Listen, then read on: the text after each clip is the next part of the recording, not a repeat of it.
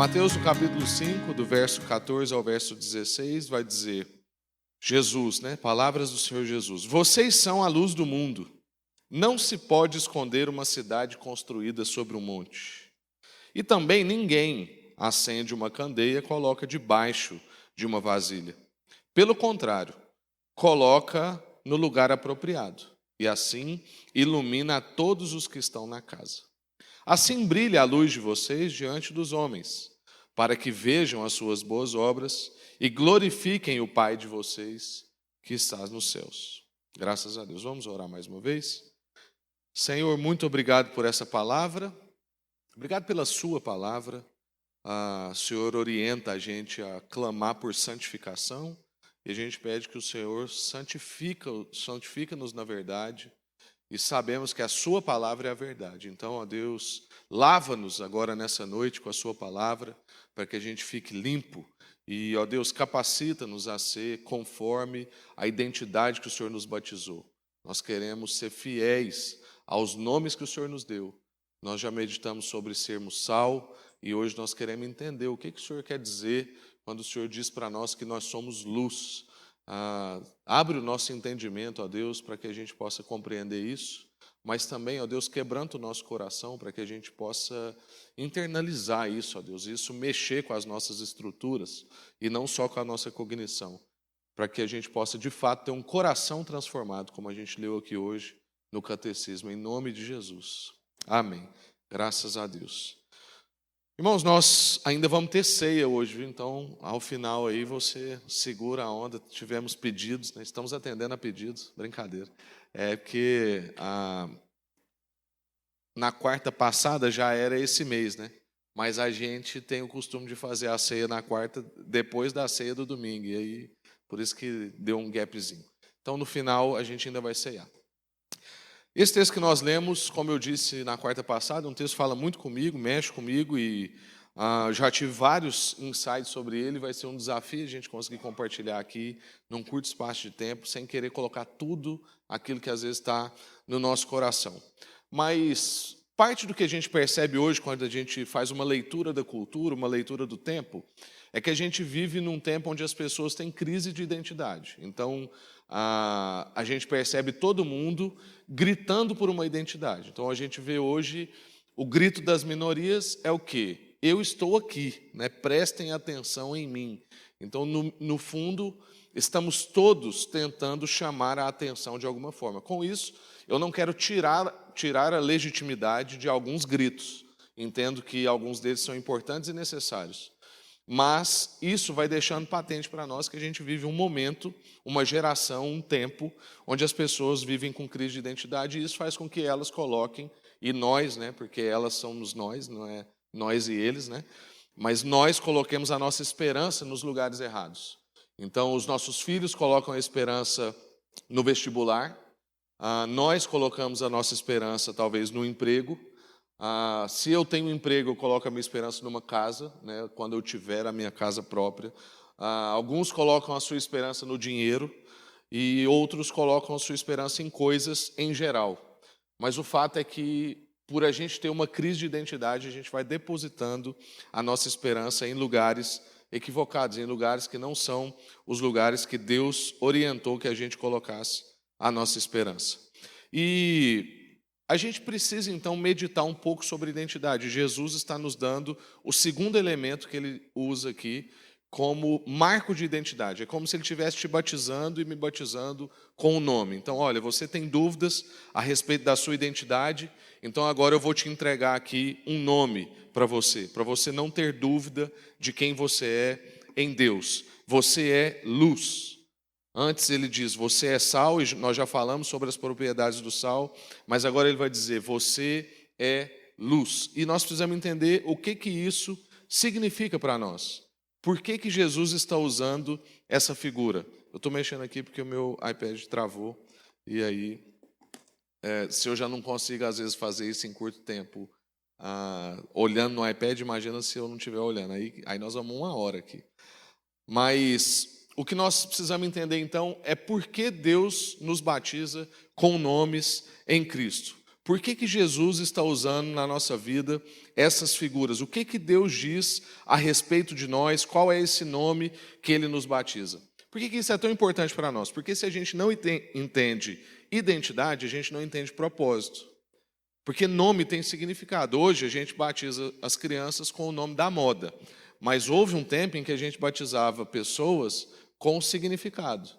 Então, há um significado por que Jesus está usando a expressão vocês são luz. Então, Jesus quer nos ajudar a entender, através de uma imagem, quem nós somos. Antes, eu queria só recapitular com vocês um contexto do livro de Mateus. Eu sei que nós já conversamos sobre as bem-aventuranças, mas tem um aspecto muito importante da gente não esquecer hoje, que é, o livro de Mateus tem um tema. O tema do livro de Mateus é a chegada do reino de Deus. Ou seja, o livro de Mateus está falando sobre reinado, reino de Deus, e apresentando para nós Jesus como um rei. Então, o que Jesus está inaugurando é um novo tempo, onde a realidade era uma realidade imperial. Jesus está vindo agora se apresentando como um rei muito diferente do que era a expectativa das pessoas. E aí surge uma pergunta no coração dos discípulos, e tem que surgir uma pergunta no nosso coração. O que muda com a chegada de Jesus? O que muda com a chegada desse reino? Então, se eu tenho um paradigma de reinados até antes de Jesus, e agora, no tempo de Jesus, eu tenho um paradigma de poder, que era o império, o que muda com a perspectiva de um novo rei? O que muda com a inauguração de um reino novo? Isso é a pergunta que a gente precisa se fazer e conseguir responder. Por quê? O fato de surgir essa pergunta diz para nós que quando a gente encontra com Jesus, a gente vive de outro jeito. Porque a gente vive dentro de outra realidade. As nossas lógicas são outras, o meu paradigma é outro. A forma com que eu lido com a vida, com as coisas, com as pessoas, é um outro paradigma. E tem que ser um paradigma à luz do que Jesus diz. A primeira e mais evidente percepção que a gente tem quando a gente olha para o texto e percebe essa afirmação de Jesus é que o mundo está em trevas. Essa é a primeira constatação. Para Jesus dizer que nós somos luz, e Ele dá todos os exemplos de luz, e depois Ele dizer por que nós estamos sendo chamados de luz, é porque é uma constatação. O mundo está em trevas. Por isso precisa de luz. Eu sou a luz, é o que Jesus diz, e agora estou fazendo vocês luz. Essa é uma percepção básica. Na verdade, essa é sempre uma das primeiras percepções do Evangelho que ele vai trazer para nós, que a realidade que a gente vive é uma realidade de trevas. E Jesus, então, está usando essa imagem para falar com a gente sobre identidade. E o que a gente pode aprender, então? E eu quero meditar para variar com vocês sobre 3 coisas que a gente pode aprender à luz dessa afirmação de Jesus. Vocês são a luz do mundo. A primeira coisa é que essa luz tem uma qualidade. Então, o verso 14 vai dizer para nós que vocês são a luz do mundo. Não se pode esconder uma cidade situada sobre um monte. Ou seja, esse é um tipo de luz, o tipo de luz que Jesus está dizendo que nós somos, é um tipo de luz que não dá para esconder. Você tenta esconder e não tem jeito. É o tipo de luz que faz com que você está num lugar e você conversa com uma pessoa, ou você nem conversa com uma pessoa, você simplesmente está ali, você passa meio período junto, e depois desse meio período a pessoa chega em você e fala assim, você é crente? E aí você fica assim, como? De onde vem essa pergunta? Porque essa luz tem uma qualidade, vocês são luz e não dá para esconder esse tipo de luz. Essa afirmação a nosso respeito, então, a afirmação sobre os filhos de Deus, porque essa afirmação não é uma afirmação para a multidão, essa é uma afirmação para os discípulos. Lembra que no início da nossa série das bem-aventuranças, nós assumimos essa perspectiva, que Jesus está falando com os discípulos e as outras pessoas estão ouvindo. Então Jesus está ali conversando com o povo dele e as pessoas estão ouvindo Jesus conversar. Essa afirmação a respeito dos filhos, que vocês são, indica para nós que a gente recebeu uma dádiva. Nós somos batizados com uma graça que a gente não tinha, que a gente não merecia, mas que agora a gente tem, e ela foi nos dada de graça e ela faz parte de nós. Então a gente recebeu a dádiva da luz. E isso significa também que nós vamos ser agora um meio de Deus, usado por Deus, para transmitir as dádivas de luz. Então você estava sem dádiva, não merecia dádiva, mas Deus resolveu te dar dádiva para que você seja agora um ministro de dádivas. Então você está no mundo de trevas, você estava envolvido nas trevas, mas agora você foi resgatado do reino das trevas, transportado para um reino de luz, mas você não fica no reino de luz, você é enviado de volta para as trevas, onde precisa de luz, porque onde já tem luz, não precisa de luz. Então agora nós somos não só abençoados com luz, mas nós também somos meios usados por Deus para transmitir as dádivas da luz. Um tipo de luz que não dá para se esconder, há uma qualidade intrínseca nessa luz, e a qualidade é porque veio da afirmação de Jesus. Na época da minha mãe, que apareceu ali agora, acho que ela veio deixar meu filho, na época da minha mãe dizia-se, é Brastemp, e pronto. Ninguém precisava falar qual modelo era. Isso é igual carro, por exemplo, se você fala assim, eu tenho um Mercedes, ninguém pergunta se ele é anos 70 ou se ele é 2019. Você tem um Mercedes. Fala assim, eu tenho uma Ferrari. A pessoa não quer saber se ela é 2010, 2009, 2019. Você tem uma Ferrari, meu irmão. Tem coisas que têm qualidade na afirmação de quem diz. E por isso que essa luz tem uma qualidade intrínseca, porque ela vem da boca de Jesus. Além de vir da boca de Jesus, tem essas comprovações como essa que eu disse, que às vezes a gente está num ambiente e a pessoa vem, você não falou nada, ela não te conhece, nunca te viu, e ela fala assim, você é crente? Então, quando a gente está chegando numa cidade, e é por isso que Jesus está usando esse exemplo, não tem jeito da cidade se esconder. Quando a gente vai daqui para Brasília, por exemplo, que é subida, né? Quando você está chegando em Brasília, bem antes, o céu muda de cor, porque há uma cidade ali. A luz da cidade está refletindo no céu. Não dá para esconder aquela cidade. Não tem jeito de esconder uma cidade que fica em cima de um lugar. E a gente precisa, então, entender que pouca luz dissipa muitas trevas. Porque se você faz uma relação do tamanho da cidade com o tamanho do céu, assim, não faz o menor sentido uma cidade conseguir marcar uma imensidão de céu dessa. Do mesmo jeito que se você está numa caverna escura, e a gente sabe disso, né, que pessoas normais... Né, cadê a Iana? Eu ia brincar com ela, mas na ausência dela fica sem graça. Pessoas normais, que não é o caso da minha esposa, porque a minha esposa não enxerga nada no escuro. Mas pessoas normais no escuro, a visão vai acostumando. E você passa a identificar coisas no escuro. Quando você está num lugar muito escuro e você acende um palito de fósforo, você consegue enxergar um raio grande se a sua visão já estiver acostumada com o escuro. O que isso quer dizer para nós? Que pouca luz dissipa muitas trevas. Então, não importa se o cristão é minoria numa cidade, numa sociedade, num ambiente de trabalho, de universidade ou do que for, ele nunca é pouco. Ele pode ser minoria, mas ele nunca é pouco. Ele nunca é insuficiente. Ele é sempre o suficiente necessário, até porque Deus não erra de endereço. O C.S. Lewis ele vai dizer que a nossa conversão é assemelhada com o advento da chegada de luz elétrica numa cidade. Então você tem lá, pensa uma aldeia, você tem lá uma aldeia, não tem energia elétrica naquele lugar, lógico, logo há uma dinâmica de vida. Chegou a energia elétrica naquele lugar, a dinâmica de vida muda. Porque agora tem hora para dormir mais elevada, porque se você não tem energia, agora para nós aqui 18 horas já está escuro. Qual o sentido de eu ficar acordado depois das 19, se não tem energia? Então ficou escuro, eu preciso de 1 hora só para ir desacelerando e dormir. Inclusive eu preciso dar um jeito de tomar banho antes, né, de ficar escuro e tal, eu preciso fazer tudo antes. Chegou a energia elétrica, agora eu já posso dormir 10 horas da noite, meia-noite, o que for. Ou seja, mudou a lógica daquele lugar, mudou a rotina daquele lugar, mudou as pessoas, mudou a dinâmica relacional. Por isso que o C.S. Lewis compara a conversão de uma pessoa ao advento da chegada de luz numa cidade, porque aquilo mexe na rotina da pessoa. Então, se você e eu encontramos com Jesus e nada na nossa vida mudou, a gente não encontrou com Jesus. Não chegou energia elétrica na minha vida.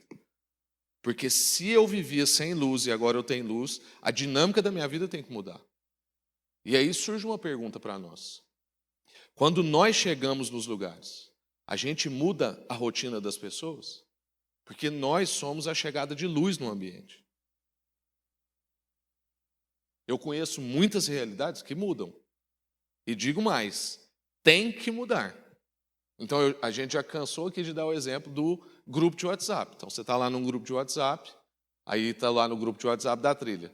Eu precisei sair 5 vezes do grupo para o povo entender que não dá para eu ficar lá com pornografia rolando. Aí eu respondi, das 5, 3 vezes eu falei assim, eu estou saindo por causa disso, não dá para eu ficar. Criaram um grupo que não rola pornografia. Maravilha, outras esposas também acham bom, né? Mexe na rotina. Então, graças a Deus, consegui lá, coisa simples, mexer na rotina de 100 pessoas. É claro que eles têm outros grupos de WhatsApp que devem colecionar esse material, com certeza. Mas teve que criar um grupo novo, tem que mexer, tem que ter alguma coisa. Você é luz, chegou num ambiente de trevas, a rotina daquele lugar tem que mexer. Então eu te pergunto de novo, quando você chega em algum lugar, você consegue mexer na rotina daquelas pessoas, mudar a realidade daquele lugar? Uma coisa importante da gente entender, porque aí a gente ouve isso, e aí eu dou um testemunho aqui, e aí há uma tentação da gente ficar vaidoso. Aí a gente não pode entender, antes de encerrar esse ponto da qualidade, que a luz que brilha não é minha. E é por isso que ela tem qualidade intrínseca. Porque a luz que brilha é a luz de Jesus. A glória é dele, eu não tenho glória. Isso na gente é tipo uma lâmpada que só funciona se estiver ligado na tomada. Então, se não tiver o interruptor ali ligado, não tem luz acesa aqui. Se Jesus não estiver na minha vida e não houver a presença do Espírito Santo, não há luz em mim. Não tem como. Então, não tem jeito de um cristão ficar vaidoso das transformações que vão sendo causadas por causa da presença dele, porque aquilo independe dele, não é dele. Se Jesus resolver apagar o interruptor, acabou. Não há quem faça o bem, não há um sequer, não há quem busque a Deus. A luz que brilha não é luz nossa. O tipo de luz que a gente tem é o tipo de luz que não brilha sozinha. Então, o que a gente aprende aqui nesse texto? Uma das coisas, que nós somos o que Deus diz que nós somos. A minha identidade é uma identidade segundo o que Jesus diz e segundo Ele me vê, e não como eu penso de mim ou o que a sociedade diz ao meu respeito. E Ele diz que eu já sou esse tipo de gente, que tem uma luz intrínseca, uma luz que tem uma qualidade imensurável, um tipo de luz que não dá para esconder. A gente não só recebe essa luz, essa iluminação, como a gente também agora, alcançados por ela, transmitimos ela. Somos feitos seres luminosos, feitos de luz, transformados de trevas para a luz, para agora sermos transmissores dessa luz. Ou seja, fomos alcançados para alcançar. Essa é a nossa vocação. A segunda coisa que a gente percebe no verso 15, então a gente avaliou, verso 14. Essa luz tem um tipo de qualidade, não dá para esconder. Verso 15, essa luz tem um lugar próprio. Ninguém acende um tipo de luz e coloca ela debaixo das coisas. Logo, a gente coloca ela num lugar apropriado, é o que Jesus está dizendo. Ninguém vai lá acender uma candeia e colocar debaixo de uma vasilha. Pelo contrário, coloca ela num lugar apropriado e assim ela ilumina a todos os que estão na casa. O que Jesus está querendo dizer com isso? Que não basta ser luz. Então você recebeu uma informação agora. Você é luz. Tudo bem. Agora você precisa entender que não basta saber dessa informação. Você tem que ocupar um lugar. Por isso que nós somos transformados para transformar. Somos alcançados para alcançar. Não para só no fui alcançado e está maravilhoso. Como a gente ficava brincando lá no acampamento. Isso aqui está bom demais. Vamos fazer igual os discípulos fizeram. Uma tenda para Jesus, uma tenda para nós, uma tenda para os profetas e nós fica tudo aqui. Não. Se nós fomos alcançados por uma graça, agora nós somos transmissores dessa graça. A luz, então, desmascara as coisas ocultas. Por isso que a gente tem que ocupar os espaços. Por isso que cristãos têm que estar em todas as esferas da sociedade e não só dentro de um monastério, dentro de uma estrutura de igreja do prédio. Por isso que nós nos reunimos aqui domingo para sermos então enviados aos lugares, para que a gente possa, chegando naquele lugar, mexer naquela rotina, porque temos uma qualidade intrínseca, mas a gente chega naquele lugar e ocupa aquele lugar. A gente não é do tipo de gente que só assiste às coisas acontecendo. A gente quer ir lá e a gente quer interferir. Porque Deus nos fez assim, Deus não nos fez para ser um tipo de luz de decoração. Deus nos fez para ser um tipo de luz de teto. Então, o que acontece? Todo mundo percebe essas luzes de decoração aqui, ó. Mas na verdade, o que está todo mundo sendo beneficiado é da luz que ninguém está olhando, que é a luz que está no teto. Nós somos esse tipo de luz, que não é um tipo de luz para ficar de decoração, para as pessoas olhar e achar bonitinho. Nós somos um tipo de luz que tem que ocupar um lugar próprio. E qual que é o melhor lugar para a gente estar? Onde tem mais escuridão. A gente não deve estar, então, para decorar, mas a gente deve estar para iluminar. Ou seja, na verdade, a gente não deve estar, a gente deve ser. Porque é o tipo de luz que ilumina e não só decora. É para isso que nós somos chamados, para ocupar um tipo de lugar. Então, muitas vezes na sua vida, você vai achar assim, não, eu estou fora de lugar, não tem condição. Aqui tem muita treva, aqui eu preciso ir para a luz. Não, irmão, eis que te digo, né, já que o povo gosta, você é luz. Você não precisa ir para um lugar que tenha luz. Você é o ser luminoso. E aí o problema do crente é que ele acha que ele é iluminado, né? Que ele anda e tem um foco de luz nele. Não, Jesus fez de você um ser luminoso, que brilha, você brilha. Não é que há um foco de luz em direção a você. É que você é a própria carga de luz nos lugares. Por isso que não há melhor lugar para você estar do que um lugar com muita treva. Se você pedir para cumprir um propósito de Deus, com certeza você vai para um lugar que precisa de luz. Porque luz cumpre propósito na escuridão. Muitas vezes a gente ora, e Deus manda você para um lugar que você acha que está difícil, e fala assim, não, Deus errou de endereço. A gente deu o exemplo do Bruno aqui. Oramos para ele passar num concurso, para ele ser chamado, não sei o quê. Foi lá para o fim do mundo, um cenário difícil, violento. Fala assim, não tem condição. Tem que orar mais. Fala assim, não, gente, Deus respondeu. É o lugar que precisa do Bruno. Tem um lugar que precisa mais do Bruno do que esse lugar. Violento, precário, longe, que ninguém quer ir. Quem que vai para um lugar desse? Só quem tem uma revelação. Só nós. Lugar que precisa de luz é lugar escuro. E por último, irmãos, função. A luz tem uma função, verso 16. Então, verso 14, essa luz tem uma qualidade. Verso 15, essa luz tem um lugar. E verso 16, essa luz tem uma função. Assim brilhe a luz de vocês diante dos homens, para que vejam as suas boas obras e glorifique o Pai de vocês que está nos céus. A nossa ação, então, a nossa vida, o nosso serviço, a nossa prática, a nossa atividade é sempre uma resposta ao que nós já somos. E aqui há uma crise de conflito cultural, porque toda a sociedade prega para nós de que a gente tem que fazer para provar que é. E a lógica de Deus é que a gente é, e só por isso é que a gente consegue fazer. E que se você não faz, tem um problema com quem você é, mas que se você faz para querer provar quem você é, tem um problema com quem você é também. Então a gente entende quem é, que essa luz não é nossa, essa luz que brilha é a luz de Jesus, que é a glória dele, que não há méritos em nós. Eu entendo quem sou, a minha identidade. Essa luz tem uma qualidade. Eu entendo que eu tenho que agora ocupar um lugar. Aí eu estou lá, eu ocupei um lugar, eu estou. Aí agora eu posso então ser, aí eu vou realizar coisas ali. Agora eu vou começar a atuar ali, agora eu vou começar a trabalhar nesse lugar. Então eu tenho uma compreensão da minha identidade, eu estabeleço um lugar e agora então eu vou viver segundo a minha identidade.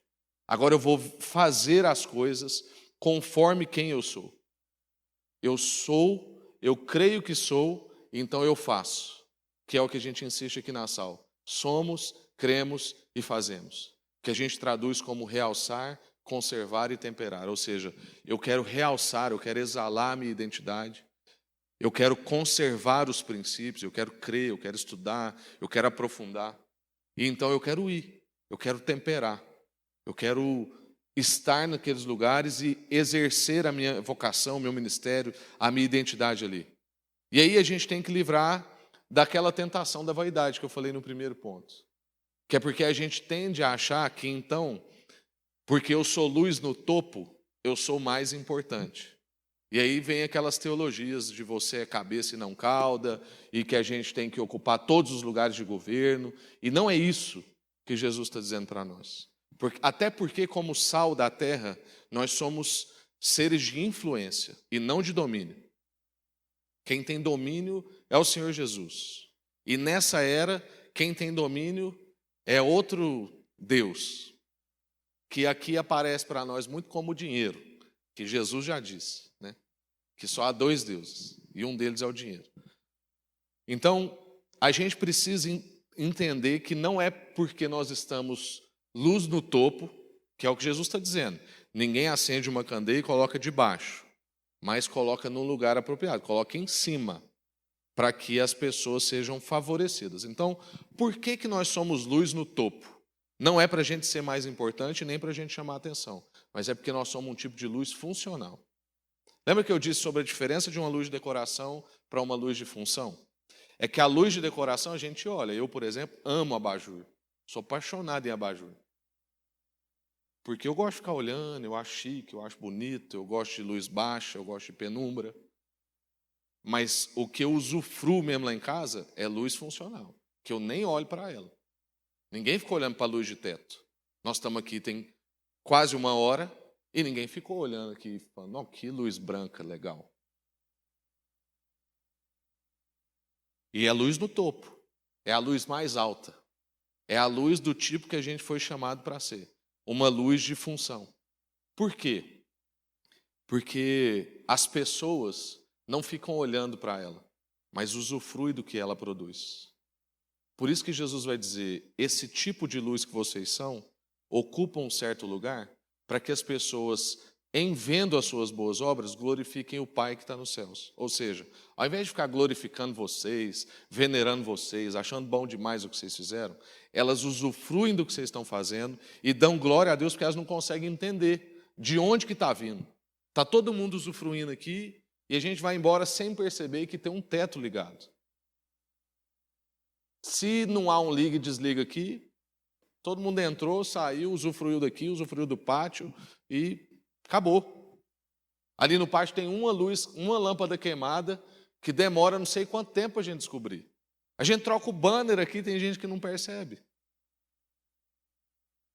Nós somos esse tipo de gente que talvez não vamos ser tão percebidos, mas que as pessoas vão usufruir do que está sendo produzido através da nossa vida. A nossa identidade vão iluminar as nossas ações. É uma ação na terra que termina no céu. É sempre para a glória de Deus. Então, o que vai acontecer com você? Você compreende a sua identidade, aí você está lá no seu lugar de trabalho, está lá no seu lugar de estudo, está lá no seu lugar de moradia, está lá no seu ambiente familiar, numa festa de família, numa data comemorativa. Aí você vai lá e ocupa um lugar, que não necessariamente é de evidência. Mas é o melhor lugar para você favorecer as pessoas. Então, tem ambiente que o melhor lugar para eu favorecer as pessoas é a cozinha. Tem outro ambiente que o melhor lugar para eu favorecer as pessoas é no microfone. Tem ambiente que o melhor lugar para eu favorecer as pessoas é limpando um banheiro. Então, eu preciso discernir qual é o lugar que essa qualidade de luz precisa estar para que ela cumpra o propósito que é função, funcional. Favorecer a vida das pessoas. Em todo lugar que você estiver, se pergunte isso. Como a minha vida está servindo de favor para a vida de alguém? Como é que eu estou conseguindo favorecer a vida de alguém? Irmãos, a gente precisa ter isso muito claro, e aqui eu quero concluir. Muito claro na nossa vida, por quê? Porque todo sistema que jaz no maligno quer trabalhar para provocar em nós crise de identidade. Não tem outra coisa que o diabo trabalha mais do que na nossa identidade. Vocês lembram de Daniel? Eu já citei ele no domingo, na quarta-feira passada, e vocês percebem que eu gosto bastante de Daniel. O que aconteceu com Daniel? Quando o rei, que representa o sistema babilônico, que a gente pode traduzir para o nosso sistema, quando o rei queria pegar aqueles homens, que eram os melhores homens, e mexer na vida deles, o que o rei fez? A primeira coisa, mexeu no nome. Vamos mudar o nome deles. Depois, o que era a estratégia dele? vamos mudar a dieta deles. Depois, a última coisa, qual que era a estratégia? Para a gente instalar a cultura babilônica na vida deles. Então, para instalar uma cultura babilônica, mexe na identidade e mexe na dieta. Traduzindo para nós. Mexe nas nossas referências do que é um homem, do que é uma mulher, do que é um pai de família, do que é um filho, qual a relação do pai com o filho, do filho com o pai, do marido com a esposa, da esposa com o marido. Mexe na identidade das pessoas. Mexe na relação dela com o dinheiro, mexe na relação dela com o trabalho, mexe os lugares. Está tudo aí, o trabalho está aí, o dinheiro está aí, a família está aí, a esposa está aí. Só que às vezes são várias esposas, às vezes são vários trabalhos, às vezes são várias cargas horárias de trabalho, porque isso vai dar várias quantias de dinheiro. Então, as coisas permanecem as mesmas. O que Satanás faz é que ele muda a lógica das coisas. Então, Daniel e os amigos dele iam continuar tendo nome, ia continuar comendo, ia continuar dentro de uma cultura. Só que ele ia mexer no nome, mexer na dieta e mexer na cultura. Então, você vai continuar nos mesmos lugares, com as mesmas coisas. Mas o que pode mudar é na sua cabeça e no seu coração. E por isso que é importante para nós a gente reforçar o chamado de Deus para a compreensão da identidade. Para que a gente não seja mexido na nossa identidade. Para que a gente não seja afetado naquilo que Deus está nos chamando de nome. Você é sal da terra e você é luz do mundo.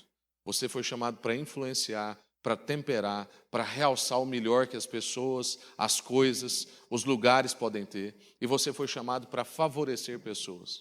É esse o nosso chamado. Se a gente estiver dentro desse chamado, pode ser que a gente tenha um pouco menos de dinheiro, pode ser que a gente não seja tão bem aceito pela cultura, e pode ser que o nosso nome não seja tão bonito quanto o que a sociedade está dando, mas a gente vai estar cumprindo o nosso propósito. Talvez você não vai chamar Enzo. Brincadeira, é porque os mais novos chamam Enzo. Então eu sei que eu posso falar aqui que não tem nenhum adulto Enzo aqui. Não vai ser bullying para ninguém. Mas você pode chamar Aurora, né? Eu lembro quando a gente falou lá em casa, a cara de decepção da minha mãe, tadinha. Aurora? Aí depois ela tentou disfarçar, mas já era. Mas ela vai estar dentro do cumprimento do propósito. Sabia que há uma diferença entre Vitor e Victor? Lá em casa a gente sabe, porque a gente escolheu intencional. Porque o Victor com C vem de Christus Victus, que não é a vitória normal, é a vitória de Cristo vencendo o mundo.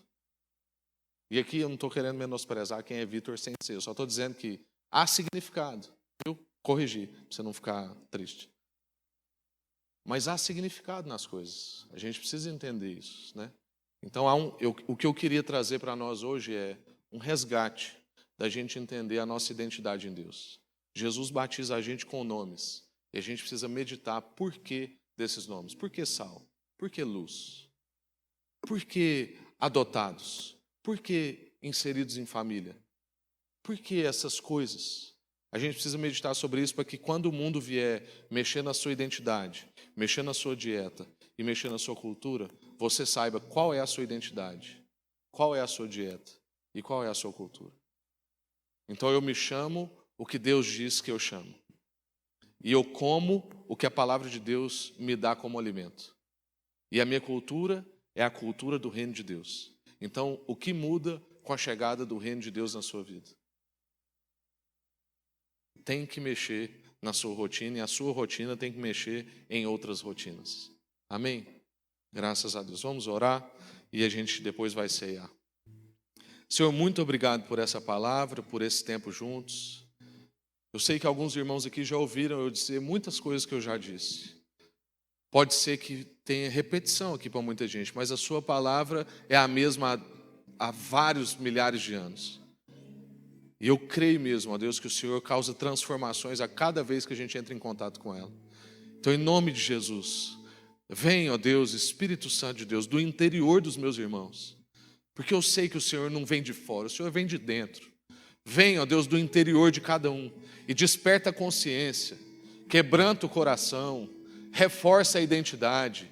Deus, capacita-nos a ser tipo de luz funcional, que favorece pessoas. Nos ajuda a ser um tipo de gente que mexe em rotinas. Nos capacita a ser um tipo de pessoas, ó Deus, que entende essa qualidade intrínseca, que ocupa o lugar apropriado que o Senhor tem para nós e que assim favorece muita gente. Que o Senhor não nos deixe, ó Deus, sermos enganados por quem quer mexer no nosso nome, quem quer mexer na nossa comida e quem quer mexer na nossa cultura. Porque a gente sabe quem a gente é.